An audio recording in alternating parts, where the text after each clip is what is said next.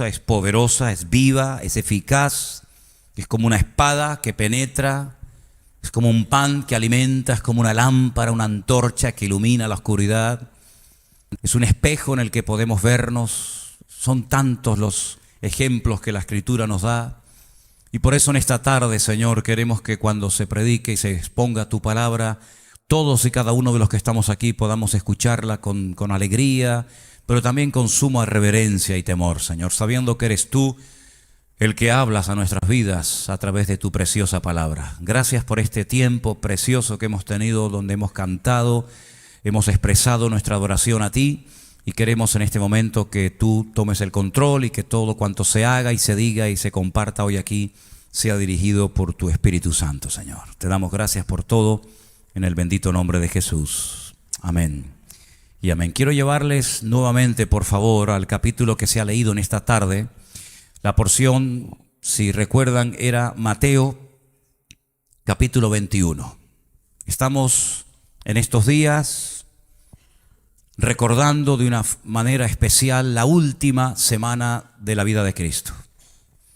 Es una lástima que una semana en la que se recuerdan cosas tan bonitas y tan importantes se haya plagado y se haya llenado de idolatría, porque nada más lejos de la realidad. Dios odia, Dios aborrece la idolatría.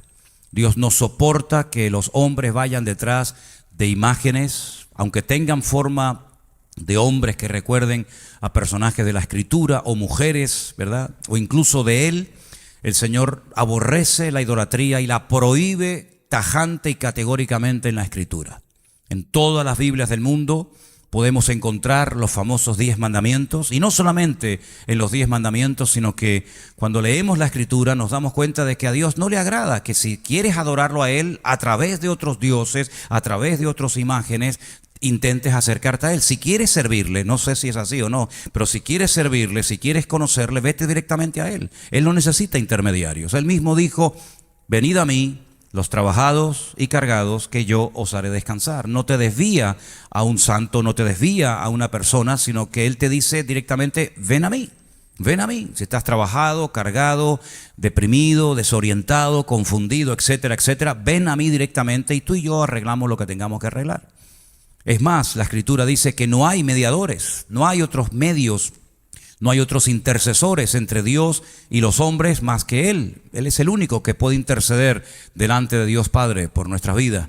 Así que, repito, es una lástima que esta semana en la que estamos recordando cosas tan importantes como su entrada triunfal en Jerusalén, como su muerte, su resurrección, su ascensión, el nuevo pacto, etcétera, etcétera, pues se haya plagado de idolatría. Y lamentablemente vamos a ver en estos días en televisión y por las calles, vamos a ver cómo gente hace unos esfuerzos tremendos cargando unos pesados tronos, creyendo que esa es la forma correcta de adorar a Dios. Y yo vengo hace muchos años diciéndolo, pero se ve que no llega el mensaje o no quieren hacer caso. Hermanos, esos tronos tan pesados, si les pusieran unas rueditas en las 4 esquinas, sería mucho más fácil moverlos.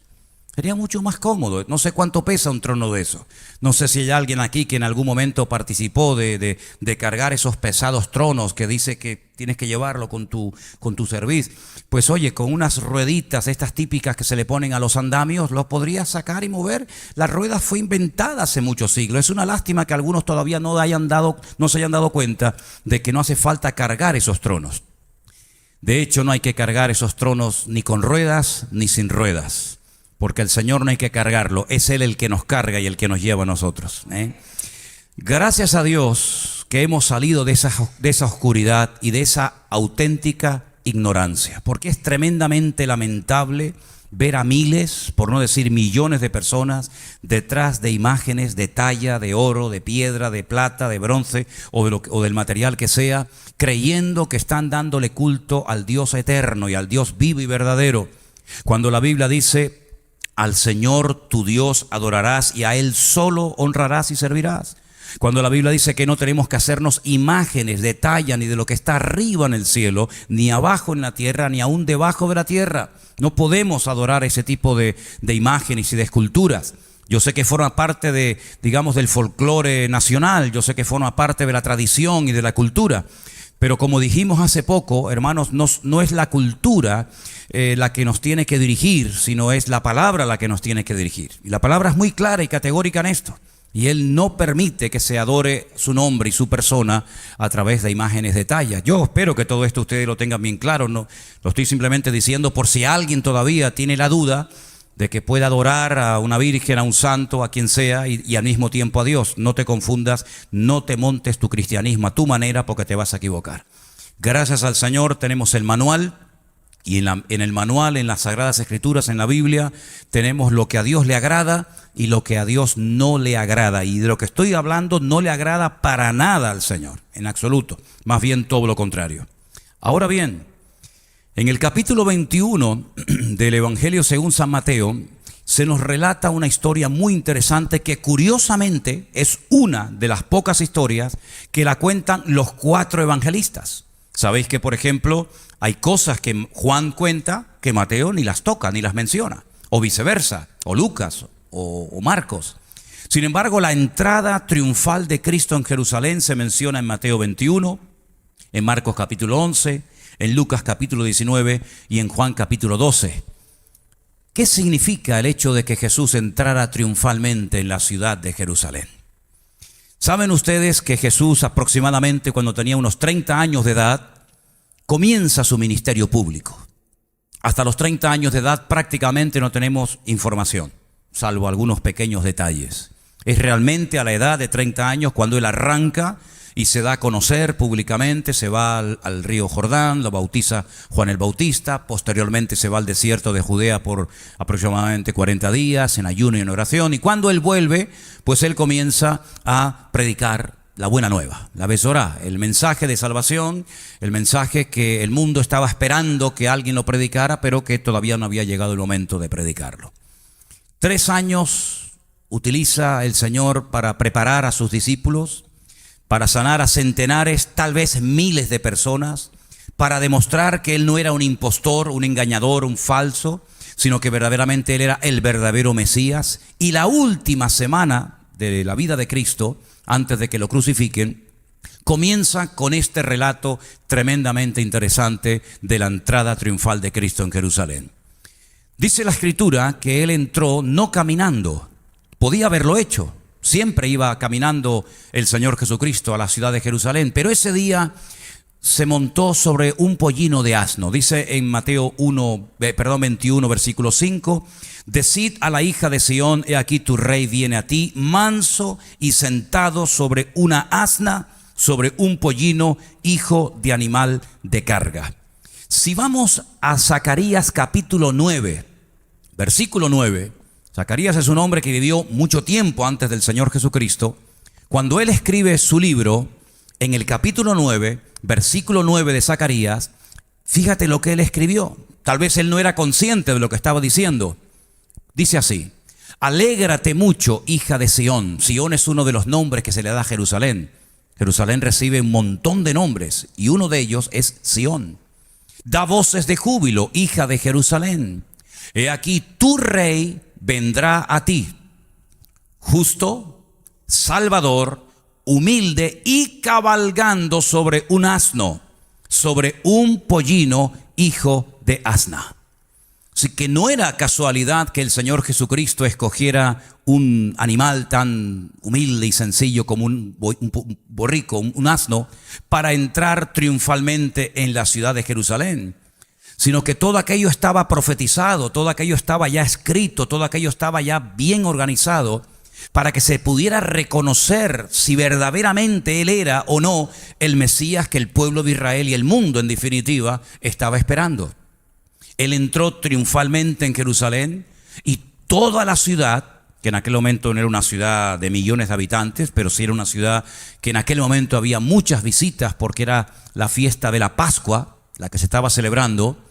Pues él entra triunfalmente en Jerusalén y toda la ciudad, dice la Biblia, que comienza a decir Hosana, bendito el que viene en nombre del Señor. Le dan un recibimiento, una bienvenida espectacular, y probablemente muchos de los que participaron de esa cordial bienvenida, seguramente en lo más profundo de su corazón albergaban el deseo de la restauración de la monarquía.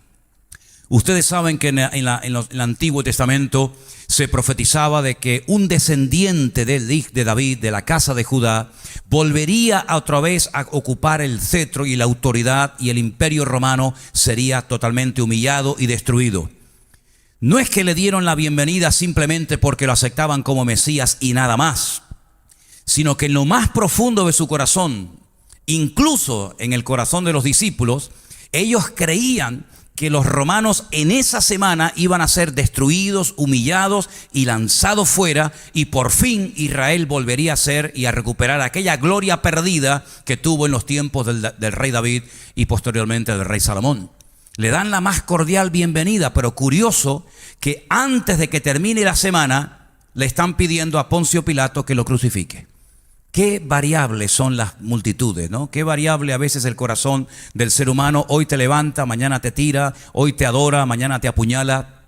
Eso lo vivió en carne propia el Señor Jesucristo. Él sabía perfectamente que toda aquella masa, aquella multitud de personas que estaban allí aclamándole y adorándole y tumbando o poniendo en el camino sus mantos y cogiendo ramas de palmera, dándole la bienvenida, él sabía perfectamente que esas mismas personas le iban a pedir a Poncio Pilato que lo crucificara. Lo sabía, pero él, a pesar de ello, entra en la ciudad y lo primero que hace, se dirige al templo de Jerusalén. Ahora, sé que la mayoría de ustedes lo saben, solamente lo recuerdo, que ese templo que visita el Señor Jesucristo, que no era la primera vez que lo visitaba, no es el templo que construyó el rey Salomón.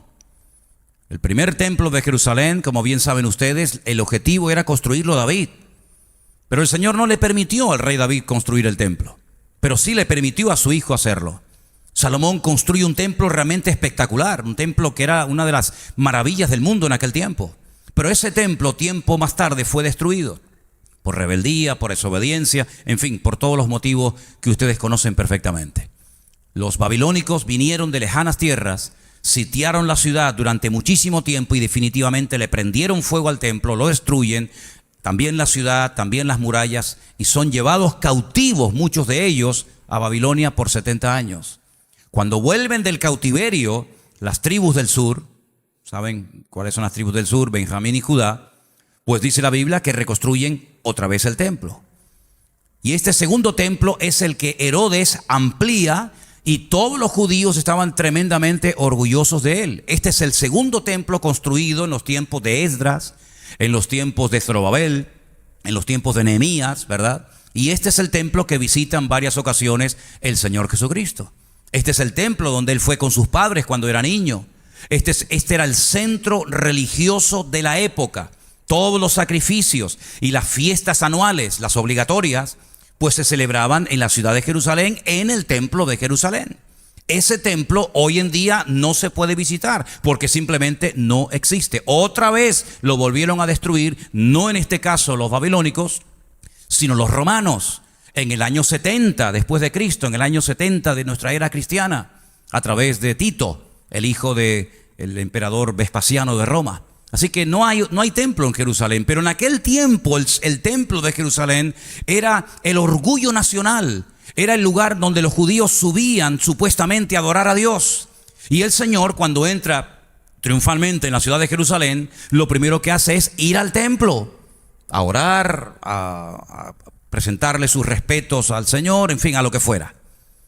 Dice en el versículo 12, y vamos a leer esta porción que no se ha leído esta tarde, en Mateo 21, 12, que Jesús entró en el templo de Dios y echó fuera a todos los que vendían y compraban en el templo, y volcó las mesas de los cambistas y las sillas de los que vendían palomas, y les dijo: escrito está, escuchen bien, escrito está, ahora veremos dónde: mi casa, casa de oración será llamada, mas vosotros la habéis hecho cueva de ladrones. Sin nada que ver. Esto tiene que ser una casa de oración, de comunión, de relación del hombre con Dios y de Dios con el hombre, pero nada más lejos de la realidad. Esto no es una casa de oración. Esto no es un lugar santo. Para ustedes tal vez lo sea, pero esta casa de oración, este templo de Dios, ustedes la habéis convertido en una cueva de ladrones. Sigo leyendo en el versículo 14. Y vinieron a él en el templo ciegos y cojos, y los sanó. Pero los principales sacerdotes y los escribas, viendo las maravillas que hacía y a los muchachos aclamando en el templo y diciendo: Hosana al hijo de David, se indignaron y le dijeron: ¿oyes lo que estos dicen? Jesús le dijo: sí, sí. ¿Nunca leísteis de la boca de los niños y de los que maman perfeccionaste la alabanza? Y termino con el verso 17, que dice: y dejándolos, salió fuera de la ciudad a Betania y posó allí. Qué tristeza tan grande se tuvo que llevar Cristo cuando entra al templo de Jerusalén, lo que tenía que ser casa de oración, un lugar sagrado, y se encuentra que han convertido su casa en un mercadillo, en un lugar donde se compran, como dice aquí, y se venden animales, palomas y otros animales, para supuestamente después presentarlos en sacrificio a Dios. Qué dolor tan grande tuvo que sentir el Señor cuando entra en aquel lugar que había sido diseñado, edificado con tanto esfuerzo y cariño, y se encuentra que aquel lugar, nada más lejos de la realidad, aquello es un desastre, donde hay suciedad, donde hay desorden, donde hay comercio, donde hay negocio. Y el Señor, dice la Biblia, que les recuerda a todos los que estaban allí presentes en aquel momento, que ya se había dicho en el Antiguo Testamento, y quiero que leamos ese versículo, y lo encontraba esta tarde, está en Isaías 56, 7, que ese templo, que esa casa, con el paso del tiempo, se tendría que convertir en lo que Él dijo que era, en una casa de oración, en un lugar donde la gente podía subir y estar tranquilos, sin ruidos extraños, sin suciedades, sin desorden, con santidad, ¿verdad? Con una presencia del Señor maravillosa. Pues ya el profeta Isaías en el capítulo 56, versículo 7, mira lo que había dicho. Estamos hablando casi 800 años antes de Cristo, ¿eh? Yo los llevaré a mi santo monte, dice el Señor. Los recrearé en mi casa de oración. Sus holocaustos y sus sacrificios serán aceptos sobre mi altar, porque mi casa será llamada casa de oración para todos los pueblos. ¿Cuántos dicen amén? Encontré este versículo: mi casa, casa de oración, será llamada para todos los pueblos, en la sinagoga más antigua de Jerusalén, la sinagoga de los Caraítas, de un rabino que se llama Obadía. Ellos sabían perfectamente que en aquel lugar no se podían hacer estas cosas. ¿Quién había permitido, quién les había dado permiso a estos cambistas, a estos vendedores de animales que cambiaban también la moneda? ¿Quién les había autorizado meterse en ese edificio santo y sagrado a hacer ese negocio? Bueno, detrás de todo esto, si estudiamos la historia secular, sabemos que estaba nada más y nada menos que Anás y Caifás, los cuales eran el suegro y el yerno. Ellos habían permitido que esos puestos, ¿verdad?, esos chiringuitos, se montaran dentro del templo, y cuando la gente venía para presentar su sacrificio correspondiente, si traía un animal, automáticamente le decían: ese animal no sirve, por esto o por aquello, quedaba descartado. Imagínate una persona que había venido caminando de lugares lejanos, que de repente el animal que había cuidado con tanto cariño y con tanto esmero, te diga un representante de Dios o de la ley que ese animal no sirve. ¿Qué haces? Tienes que comprar otro animal al precio que yo estipule, al precio que yo te diga. Era un negocio, hermano, era un abuso, era realmente algo vergonzoso que estos dos personajes llamados Anás y Caifás, representantes de Dios como tenían que ser en aquel tiempo, habían permitido a toda esta gente que entraran al templo e hicieran todo este tipo de negocio y de comercio, y el Señor no se sintió nada cómodo. ¿Cómo es que se sentían cómodos los sumos sacerdotes y el Señor no? ¿Cómo es que la gente subía y no se sentía mal por ver palomas y ovejas y cabras y bueyes por aquel lugar, por aquel recinto sagrado? Y el Señor Jesucristo, nada más entrar, lo primero que hace es volcar las mesas. Dice en otro evangelio que hace como un látigo con cuerdas y expulsa a esa gente de allí adentro, vuelca las mesas, tumba las sillas y declara: esto no es una cueva de ladrones, sino esto tiene que ser una casa de oración. Es interesante notar cómo el hombre llega a perder la sensibilidad, a cauterizar su conciencia de tal manera que aquello que el Señor aborrece, algunos terminan amándolo. Y aquello que el Señor ama, algunos terminan aborreciéndolo. Hace muchos años leí un libro donde había 5 puntos principales. Se llamaba La mente renovada. Y uno de los puntos de ese libro decía que una de las cosas que todo creyente, toda persona que presume de haber nacido de nuevo y de conocer al Señor, debería de llegar un momento en su vida de sentir lo que Dios siente, tanto por lo malo como por lo bueno. Llegar un momento en el que digas, yo no puedo hacer eso, yo no puedo participar de esa fiesta o de esa celebración o de esa liturgia o de lo que sea, porque me siento mal, porque el Espíritu de Dios no me da paz y no creo que Dios quiera que yo haga que haga parte, que forme parte de esa actividad. Y por otra parte, tener la sensibilidad espiritual para saber dónde Dios está y dónde Dios no está. Es una lástima ver a creyentes que se sienten bien en todos los ambientes.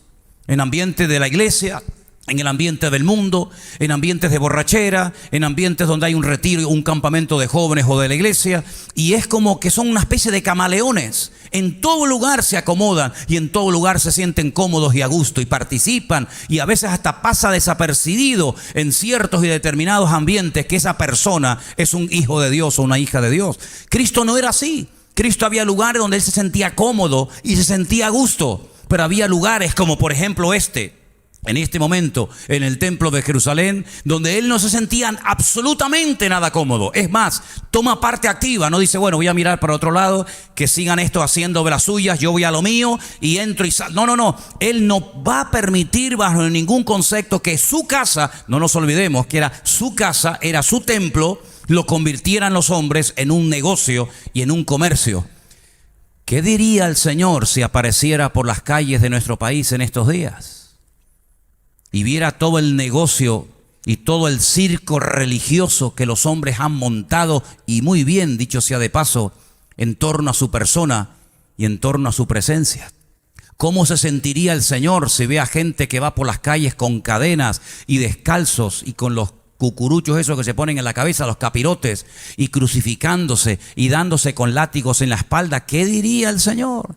¿Podría el Señor sentirse a gusto en la Semana Santa ahora cuando saquen al Cristo de la Laguna o cuando saquen al muñeco de Candelaria o en la Semana Santa de Sevilla? ¿Cómo se sentiría el Señor en esta fiesta que algunos creen que son las más santas y las más maravillosas y más cristianas del año?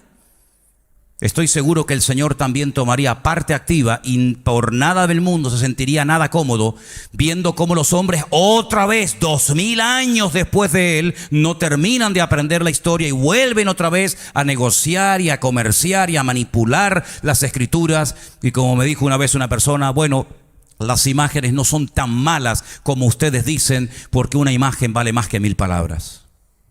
Hay que ser bruto e ignorante para llegar a esos extremos en la vida. Amén, hermanos. Ahora Jesús entró en ese templo y lo limpia. Te quiero hacer 2 preguntas. La Biblia dice que Él ha decidido ahora no vivir en templos, no vivir en catedrales ni en iglesias, sino en seres humanos. La Biblia dice que ahora somos el templo del Espíritu Santo de Dios, el cual mora, el cual vive en nosotros. ¿Estamos de acuerdo o no? Muy bien. ¿Vive realmente Cristo en tu corazón? ¿O eres simplemente una persona que va y viene a una iglesia evangélica, católica o del nombre que sea? ¿Realmente Cristo vive y mora en tu corazón? ¿Realmente Él es tu Dios y tu Señor? ¿O es un añadido más en la mochila de la vida que llevas a la espalda? ¿Es realmente el Señor de tu vida? Valga la redundancia. ¿Él ha entrado triunfalmente en tu vida? ¿Él es tu autoridad? ¿Él es el que manda en definitiva? ¿O sigues mangoneando y dirigiendo tu vida tú? ¿Es realmente Él el Señor de tu vida? ¿O es el que te ayuda cuando necesitas ayuda y después te ayuda y te olvidas y ahí te quedas? ¿Ha entrado triunfalmente, poderosamente, realmente el Señor Jesucristo en tu vida? ¿Sí o no? Porque una cosa es creer en Él, que hasta el diablo cree.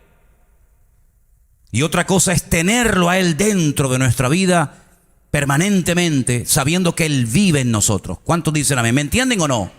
Ok, si es así, si Él entra en el templo hace 2000 años y no se siente cómodo, como habéis visto, y no se sienta a gusto, y tiene que expulsar una serie de cosas que no tienen por qué estar allí, porque hay creyentes que dicen que tienen a Cristo en su corazón y no expulsan y echan de su vida actitudes, palabras, pecados y vicios, que si el Señor viniera personalmente y te mirara a los ojos, te diría: ¿por qué si me llamas Señor? ¿Y por qué si te llamas hijo o hija mía? ¿Por qué en tu vida todavía hay cosas que no me agradan?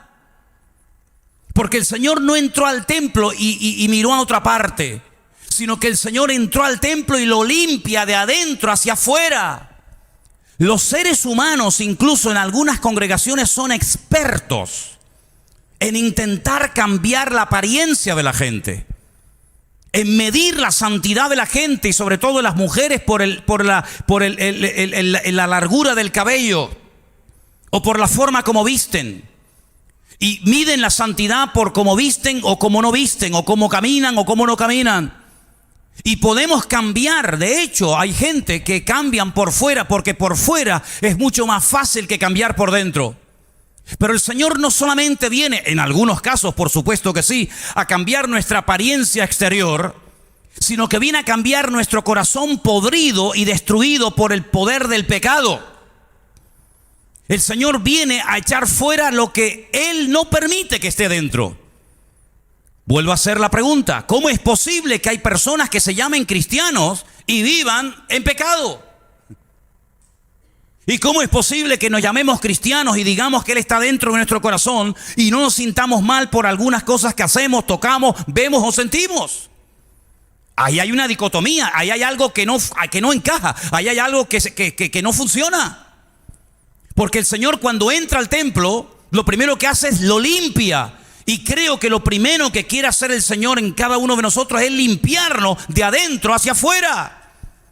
Y no decir: bueno, ahora voy al culto, pero sigo siendo un borracho, o sigo siendo un mujeriego, o sigo siendo un homosexual, o sigo siendo un ladrón, o sigo siendo... No sé, ponle el adjetivo que quiera. Yo sé que hay en algunas iglesias que se pueden hablar de ciertos y determinados pecados, pero ya parece que otros no se pueden tocar. Mira, aquí tocamos todos los palos habidos y por haber, como en el flamenco, ¿sabes? Y llamamos al pecado como Dios lo llama, pecado y punto. Y no hay ni pecado venial, ni mortal, ni blanco, ni negro, ni bueno, ni malo, sino que lo que es pecado y punto. Te guste a ti o no, porque no predico para agradar tus oídos.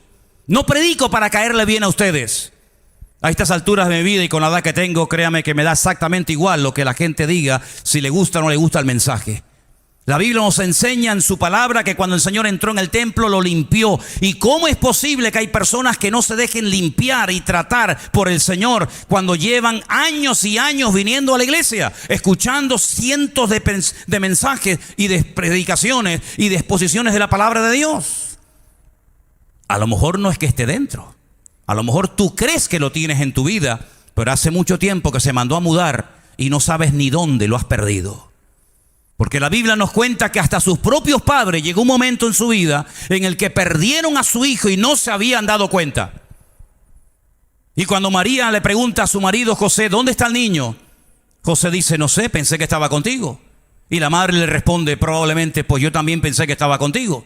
Al final ni con el padre ni con la madre lo hemos perdido, y tienen que dar marcha atrás en una de estas fiestas que se celebraba en Jerusalén en el templo y reconocer que lo han perdido. Se han despistado, se han distraído. Uno creía que lo tenía el otro lo tenía uno, y la realidad es que el niño se quedó en Jerusalén. Cuando llegan, ¿dónde lo encuentran? En el templo, hablando allí con los sabios de la época, haciéndole preguntas difíciles y respondiendo cosas que les dejaba con la boca abierta. Y hay personas que a lo mejor han perdido la presencia del Señor y no se han dado cuenta. Pero es que no creas que es el primer caso, es que ya también en la antigüedad hubieron personas que jugaron y coquetearon tanto con el pecado que se acostumbraron a jugar de una manera u otra, y dice la Biblia que no se había dado cuenta que el Espíritu del Señor se apartó de él y pensaba que aún podía hacer lo que le daba la gana, y el Señor está con él. Y le pasó a Sansón, y le pasó a Saúl, Claro, algunos dirán, bueno, pero eso era el Antiguo Testamento. Pues venga, vámonos al Nuevo. A algunos que les gusta mucho el Nuevo o el Antiguo cuando les conviene. Y la iglesia de la Odisea, de hermanos nuestros en la fe, la iglesia de Vida Nueva en la Odisea, ¿la conocen? No, yo tampoco. La iglesia de la Odisea, capítulo 3 de Apocalipsis, no eran cristianos, no eran nacidos de nuevo, no eran bautizados en agua, no creían en el Padre, Hijo, el Espíritu Santo, igual que nosotros. Pero en vez de en Santa Cruz de Tenerife, se reunían en un lugar llamado La Odisea, en Turquía. He aquí yo estoy a la puerta y llamo. Si alguno oye mi voz y abre la puerta, entraré a él y cenaré con él y él conmigo. Habían perdido la gloria, la presencia del Señor y no se habían percatado, no se habían dado cuenta de ello. ¿A quién le cantaban entonces? ¿A quién le estaban celebrando el culto? Si el Señor estaba fuera en la puerta de una forma metafórica, ¿verdad? Tocando y llamando, ¿a quién le cantaba esa gente? Y encima dice, si alguno oye mi voz, yo creo que ya algunos ni oían la voz de Dios, estaban tan sordos, estaban tan cauterizadas sus conciencias, estaba tan petrificada el alma de algunos allá adentro, que ni siquiera se habían dado cuenta de que ya el Señor no estaba en el culto, pero el Señor llama y dice, si alguno todavía tiene interés, ¿te das cuenta cómo podemos decir que somos cristianos y haber perdido el escudo por el camino, o la espada, o el yelmo, o la coraza? ¿Te das cuenta cómo si no cuidamos nuestra salvación con temor y con temblor? Puede ser que seas como una vela humeante donde un día ardió el fuego, pero que ya no arde nada. Yo estoy plenamente convencido de que a los cambistas del templo no les hizo ninguna gracia tener que dejar el negocio porque Cristo los había expulsado. ¿Creen ustedes que dijeron, gracias Señor, por fin viene alguien a cantarnos las 40, a decirnos las verdades como puño? Gracias Señor. Estoy seguro que al arrogante y soberbio de Anás y de Caifás, que iba con un bastón dándole golpes a la gente porque no permitía que se le acercaran, porque era tanta la santidad y la unción y la autoridad que tenía, que así cuenta la historia que eran, pues estoy seguro que no les hizo ninguna gracia ver a Jesús que entrara al templo y le rompiera así en media hora todo el negocio de años. Además, no se olviden, era la Pascua. Miles y miles y miles de judíos habían venido de todas partes del país y del extranjero a celebrar la Pascua, y ahora llega este carpintero de Nazaret que no sabemos quién es y nos rompe todo el negocio. ¿Pero qué se ha creído este hombre? A nuestra carne no le va a hacer ninguna gracia que el Espíritu de Dios nos convenza y nos limpie de adentro hacia afuera. A nuestra carne no le va a hacer ninguna gracia de que le diga el Señor, eso no me agrada, eso tienes que dejarlo, eso tienes que echarlo de tu vida. Estoy seguro que a nuestra carne no le va a hacer ninguna gracia. Pero el objetivo nuestro, ¿cuál es? ¿Agradar a la carne o agradar a Dios? Si tu objetivo es agradarte a ti mismo, este lugar no ha sido creado, diseñado para ti. Aquí te vas a sentir muy mal. Te lo digo de antemano. Si tú lo que quieres es pecar el viernes y el sábado y venir el domingo con cara de niño bueno, aquí te vas a sentir muy mal. Porque puede ser que a lo mejor un mensaje sea de información, histórico y tal, y aprendas muchas cosas, pero tarde o temprano te vas a sentir muy mal. Porque hay cosas que vas a tener que dejar sí o sí. Si quieres ir en serio con Dios. Si no quieres ir en serio con Dios, pues, en fin, tendrás que montarte tu vida a tu manera. Pero vemos que el Señor entró y lo primero que hace es limpia el templo.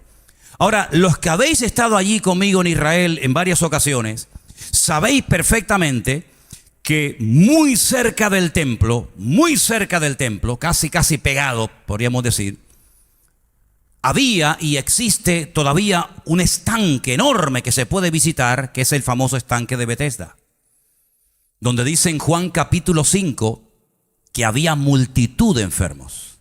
No le dije a Dayana que buscara ese capítulo, pero permítame leerle los primeros versículos del capítulo 5 del Evangelio según San Juan, versículo 1.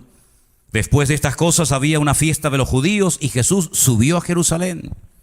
Y hay en Jerusalén, cerca de la puerta de las ovejas, un estanque llamado en hebreo Betesda, que significa casa de misericordia. Ahí está. El cual tiene 5 pórticos. Seguimos. En esos pórticos yacía una multitud de enfermos, y ahora menciona ciegos, cojos y paralíticos, Es curioso, yacían, estaban tirados allí, ciegos, cojos y paralíticos, que esperaban el movimiento del agua. Dejamos ahí. Muy cerca del templo de Jerusalén estaba, y todavía se puede visitar, el famoso estanque de Betesda. Un estanque que recogía el agua de lluvia y que también servía para limpiar, pues, el templo cuando se derramaba tanta sangre por los animales que se sacrificaban. En ese lugar se había corrida la noticia o la leyenda de que un ángel descendía de tiempo en tiempo, movía el agua, y el primero que se metía en el agua quedaba sano. Y por eso dice que había allí una multitud de cojos, de paralíticos, de ciegos, en definitiva, de enfermos. Cuando Jesús llega al templo, en ese templo que lo han convertido los hombres en una cueva de ladrones, según hemos leído en esta tarde, cuando Él lo limpia y constituye nuevamente su casa como casa de oración, en el versículo 14 dice: y vinieron a Él en el templo ciegos y cojos y los sanó. ¿Cuántos dicen amén? Vinieron a Él al templo, ahora van, antes no van. Antes, ¿dónde estaban? En el estanque de Betesda, Juan capítulo 5.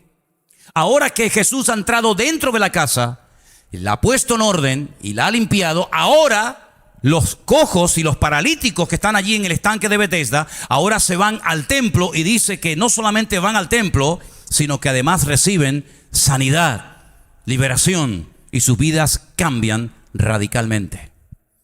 Yo quiero pararme aquí porque hay personas que tú los ves un año, y los ves otro año, y los ves mucho tiempo, y cuando no es la espalda es la rodilla, cuando no es el hijo es el padre, cuando no es la madre es el matrimonio, cuando no es la economía, cuando no es el trabajo, pero es como que siempre hay algo que te impide ser feliz y ser totalmente libre. Y yo creo, hermanos, que aunque la vida cristiana es una carrera de maratón más que de velocidad, y pueden haber luchas y pruebas y dificultades, la Biblia nos habla de victorias, la Biblia nos habla de gozo, la Biblia nos habla de vida y de vida en abundancia. La vida nos habla de bendición, de libertad, de victoria, de júbilo. No es una pena tras otra pena, una tragedia, un dolor y un fracaso. No, hermanos. El Señor nos ha prometido victorias para nuestros problemas personales y particulares. ¿Sí o no?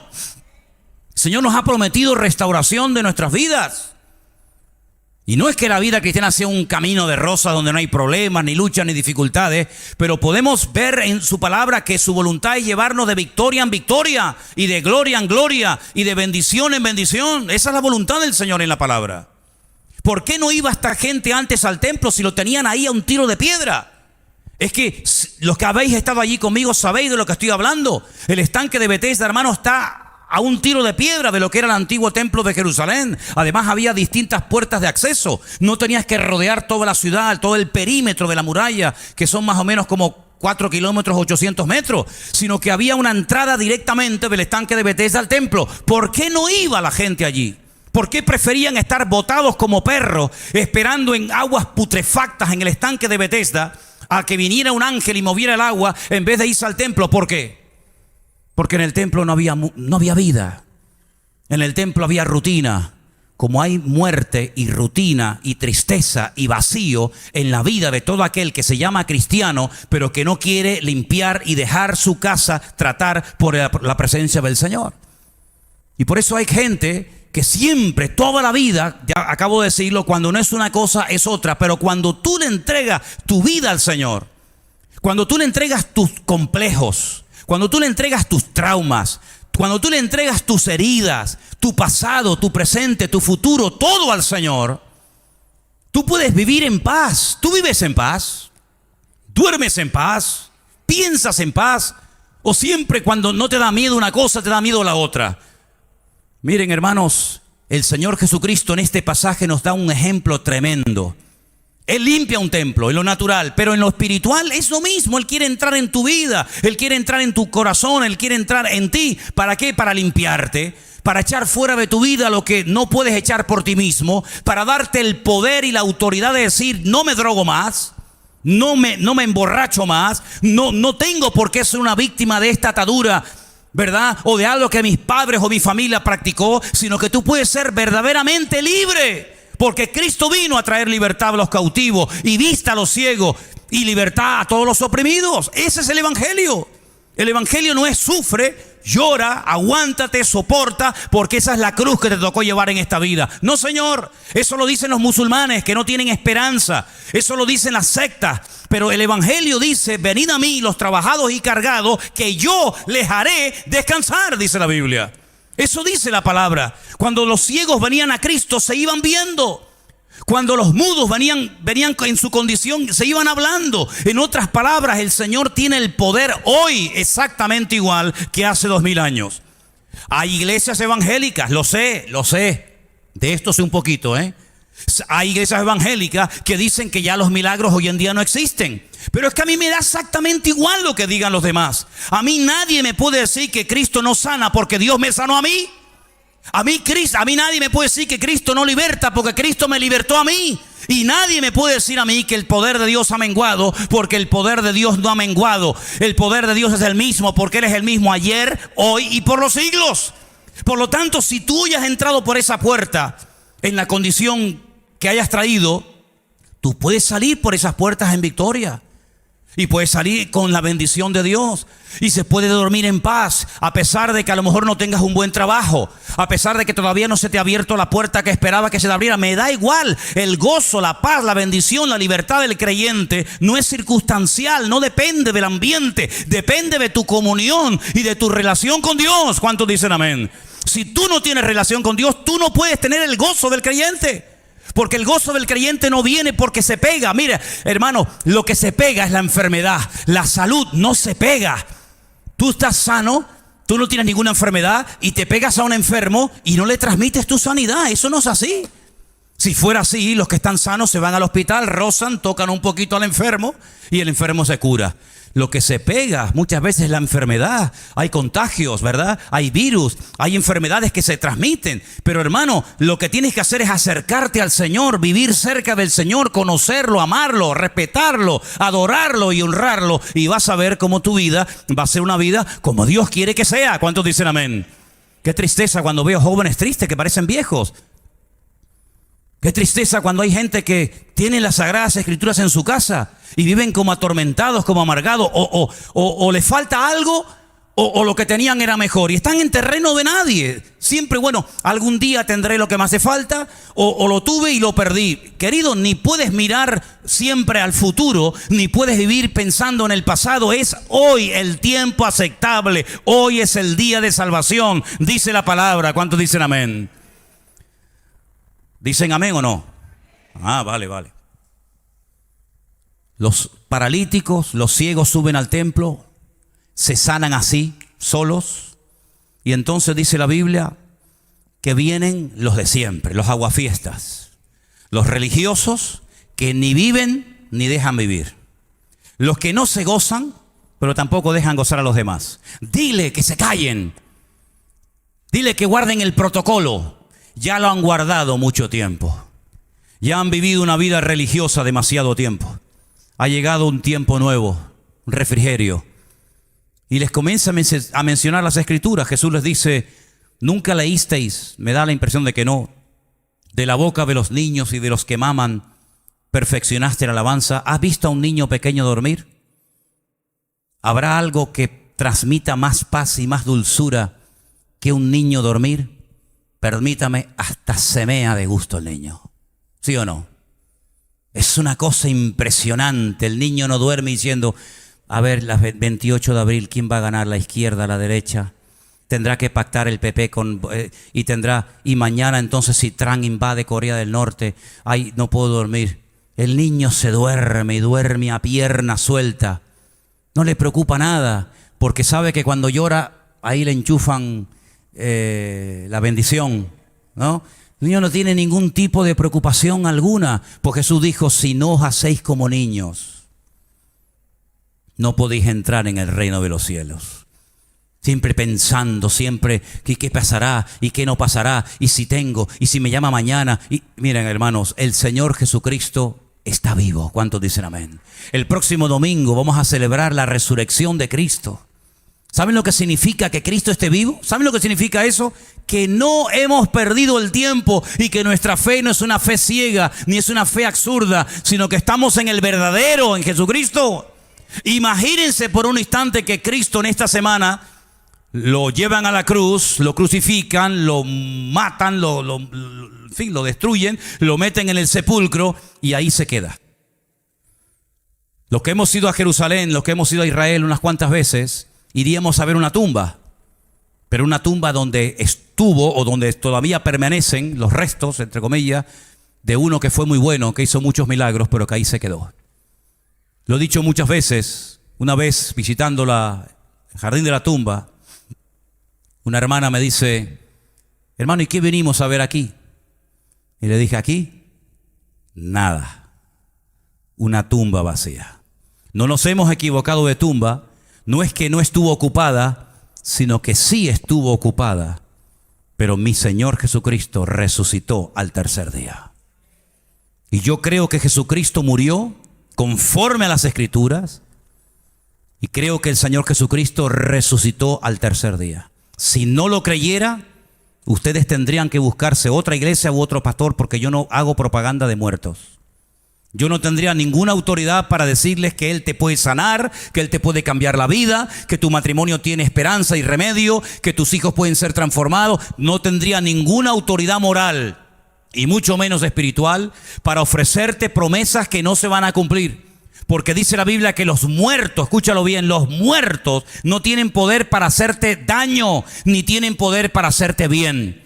Y por eso cuando aquella mujer fue temprano a la mañana y vio la tumba aparentemente profanada, donde no estaba el Señor, ella lloraba. Pero un ángel le dijo: María, no llores, no busques entre los muertos al que vive, porque ha resucitado. Miles, millones de personas siguen buscando la respuesta en los muertos. Y van para que les tiren las cartas y para que le lean las manos y para que le hagan no sé qué vaina, para que el abuelito, la abuelita, el tío y el sobrino y sabe Dios quién le resuelva la vida. Pero el Señor nos dice: no me busques entre los muertos, porque te vas a equivocar, vas a perder el tiempo. El Señor no está muerto, Él ha resucitado de la tumba. Y aquí que vivo por los siglos de los siglos, amén. Y por eso al que le hemos cantado estas alabanzas en esta tarde no es a un muerto, sino es al Señor Dios Todopoderoso, que está aquí con nosotros, y no solamente aquí, sino dentro de los corazones y de las vidas que le han invitado a que entre a morar en sus corazones. Hace unos cuantos siglos atrás, 3 barcos de vela salieron del sur de España rumbo a lo desconocido.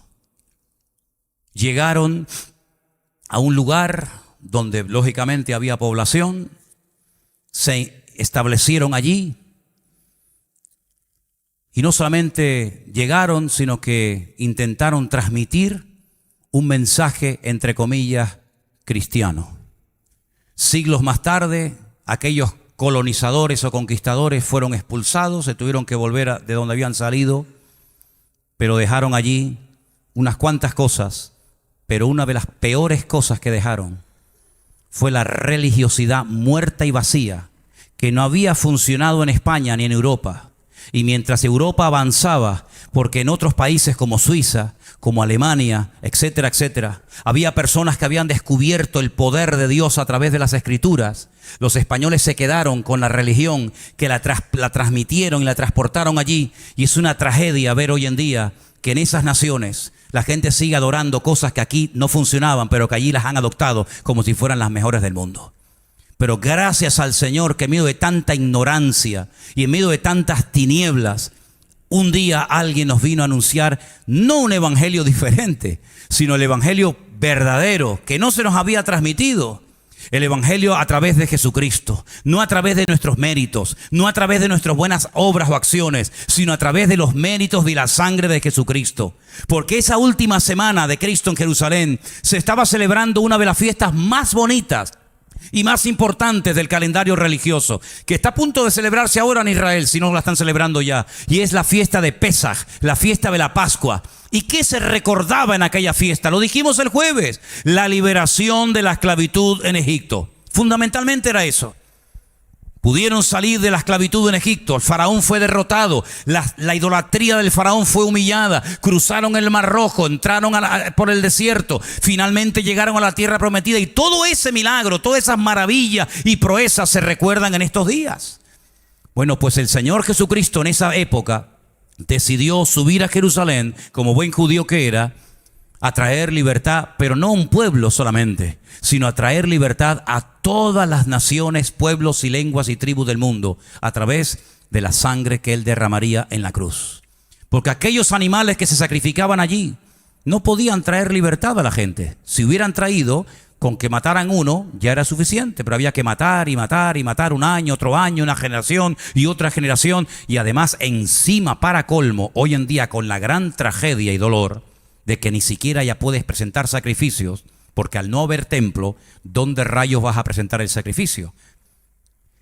Pero gracias al Señor que nosotros hemos entendido el Evangelio.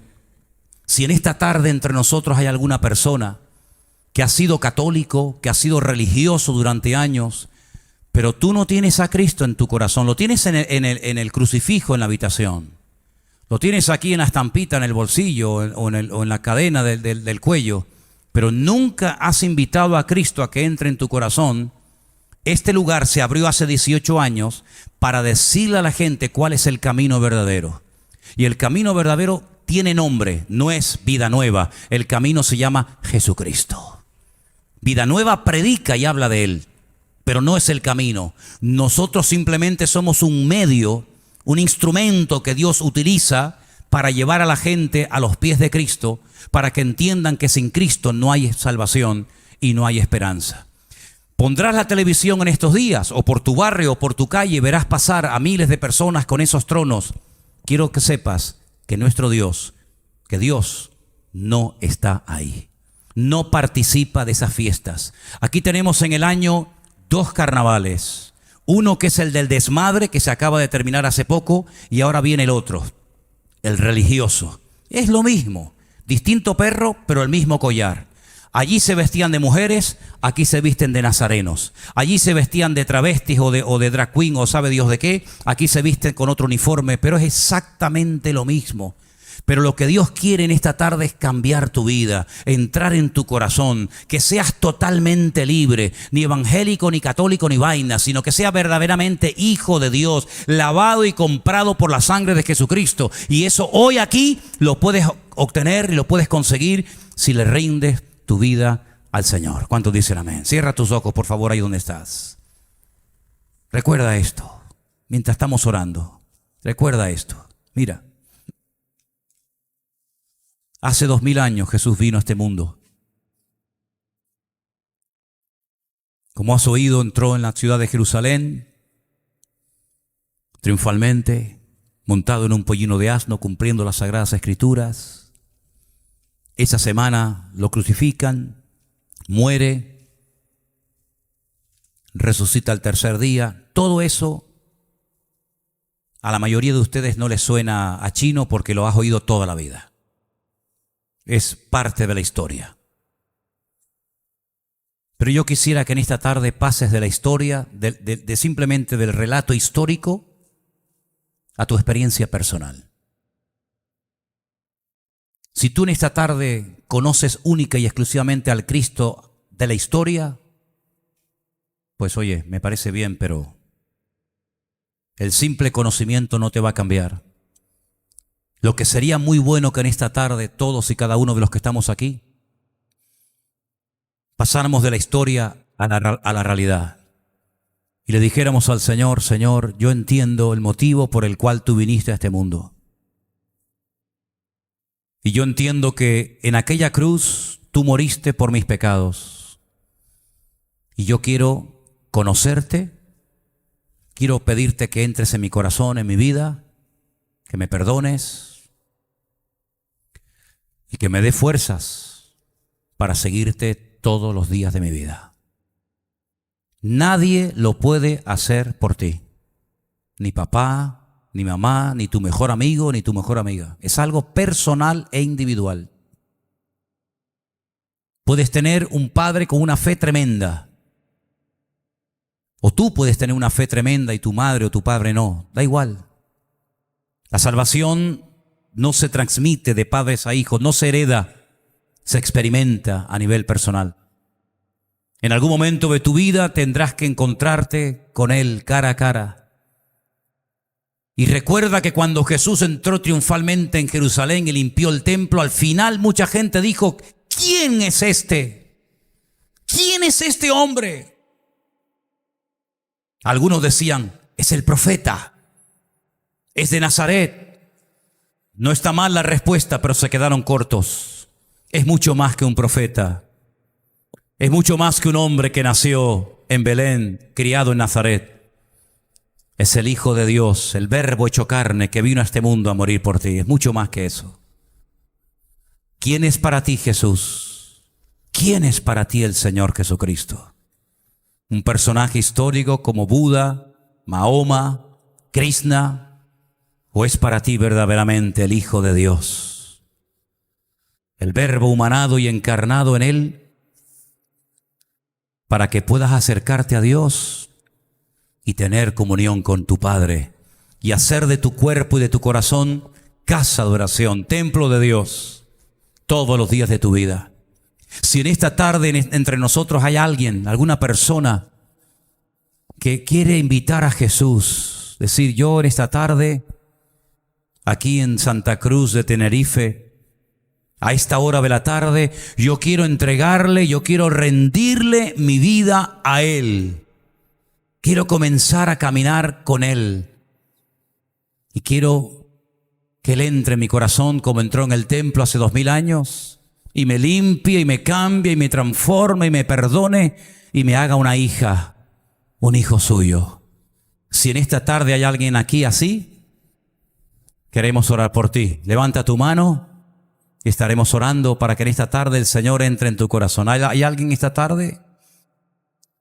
¿Alguien esta tarde que le quiere entregar su vida a Jesús por primera vez? Levanta tu mano. Ahí donde estás. Yo voy a orar por ti.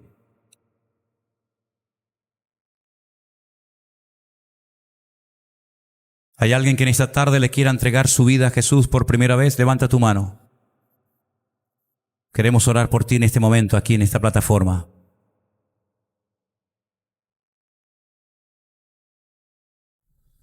¿Todos los que están aquí le han entregado su vida a Jesús? ¿Sí? Gloria a Dios. ¿Alguien de los que está aquí entre nosotros se ha separado del Señor, se ha enfriado y quieres volver a casa? ¿Quieres volver al Señor? También lo puedes hacer. Amén. Amén. ¿Alguien más? Dios te bendiga. Dios te bendiga a ti también. Gloria a Dios. Gloria a Dios. A veces hemos estado bien con el Señor, nos hemos apartado de Él, pero hay tiempo para volver. Hay tiempo para volver. El Señor te está esperando. Él te ama. Él te ama. Él te quiere perdonar otra vez, te quiere restaurar y levantar. Aleluya. Así es, qué bueno. Gloria a Dios. Gloria a Dios. En esta tarde hay varias personas que han levantado su mano por distintos motivos. Dios los conoce. Yo quiero que ahí donde estás, por favor, le digas al Señor: Señor, dilo conmigo fuerte: Señor, yo quiero en esta tarde pedirte perdón. Y quiero pedirte, Señor, que me vuelvas a limpiar, que me vuelvas a acoger en tu casa, Señor. Que me dé fuerzas para seguirte todos los días de mi vida, dígaselo. Para seguirte siempre, cada día de mi vida, Señor. Quiero en esta tarde que limpies mi corazón, que limpies mi vida como limpiaste el templo. Límpiame a mí, Señor. Sabes todo lo que me ha atrapado, sabes todo lo que me ha ensuciado. Yo quiero en esta tarde, Señor, venir a ti humillado y decirte: he pecado, me he separado, me he enfriado, me he alejado de tus caminos, pero hoy quiero volver a ti. Dígaselo: hoy yo quiero volver a ti. Y te doy gracias porque tú siempre que hay arrepentimiento, siempre vas a perdonar. Aleluya, siempre, siempre. Dios siempre perdona al que es humilde y pide perdón. Al soberbio, dice, lo mira de lejos. Lo dice Proverbios. Al soberbio lo mira de lejos porque no quiere tener comunión con Dios. Pero al que se humilla delante del Señor y dice, Señor, perdóname, ayúdame, el Señor lo limpia, lo perdona, lo restaura, lo bendice y lo vuelve a levantar y le dice, sigue caminando, porque yo estoy contigo todos los días hasta el fin del mundo. ¿Cuántos dicen amén? Aleluya. Gloria a ti, Jesús. Quiero que ores por la persona que está a tu lado, por favor. Ora por la persona que está a tu lado, no te quedes suelto. Ora por ella, ora por él.